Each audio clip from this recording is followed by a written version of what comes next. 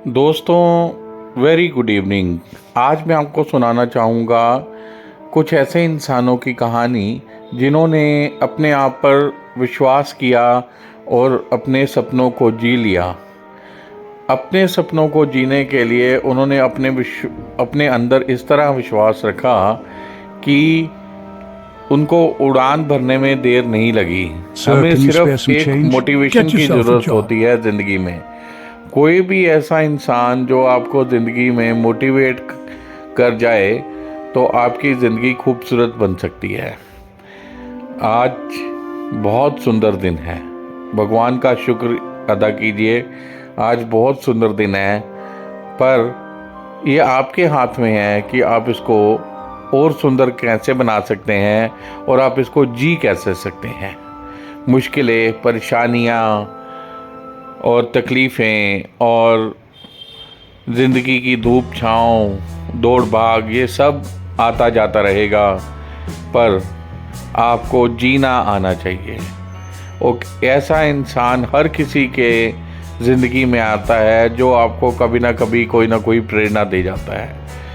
तो दोस्तों, ये जो वीडियो आप देख रहे हैं, इसमें आपको पिक्चराइजेशन में आप देख सकते हैं कि अलग अलग तरह के आपको कैरेक्टर दिख रहे होंगे, अलग अलग तरह के लोग दिख रहे होंगे जो कि अपने अपने मुकाम पर संघर्ष कर रहे हैं। तो आप इस वीडियो में जो दृश्य दिखाए जा रहे हैं आपको, इसमें आप अंदाज़ा लगाइए कि किस तरह से आप अपनी ज़िंदगी को और खूबसूरत बना सकते हैं और संघर्ष कर सकते हैं। मेहनत हमारे हाथ में और उसके ऊपर उसकी कदर जो करे होगी वो उस खुदा के हाथ में, उस परमात्मा के हाथ में।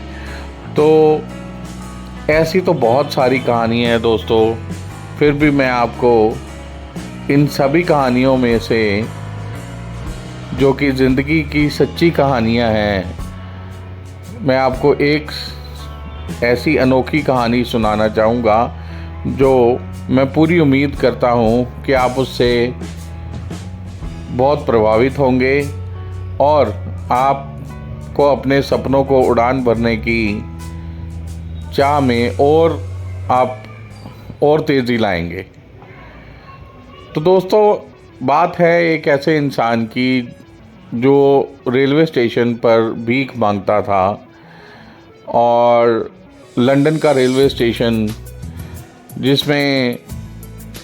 जिसके अंदर बैठकर वो भीख मांगता था, उसका रोज़ का काम यही था।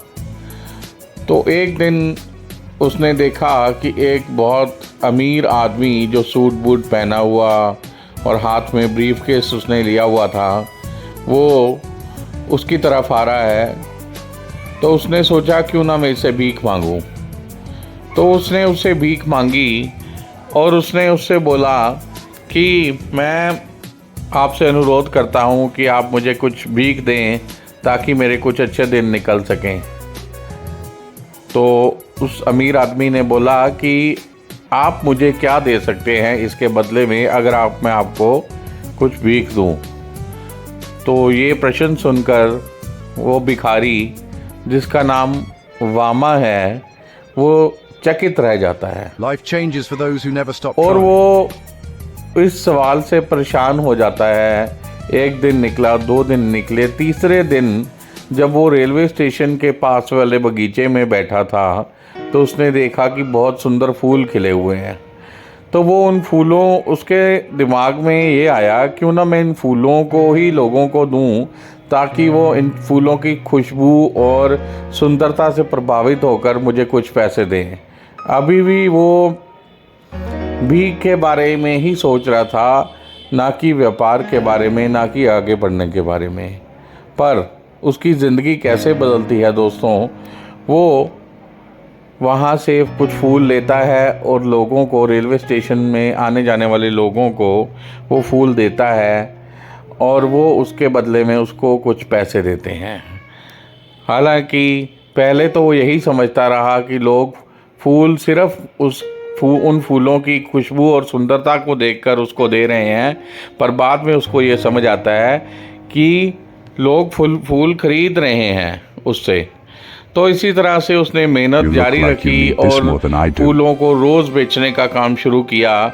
धीरे धीरे उसकी हालत सुधरने लगी और अब वो एक Never look सफल down आदमी on बन anyone, चुका था। because life और can एक दिन change वो on the ट्रेन next में कहीं जाने लगा तो वो उसी अमीर आदमी से टकराया जिसने उससे पूछा था कि तुम मुझे क्या दे सकते हो अगर मैं तुम्हें फूल दूंगा।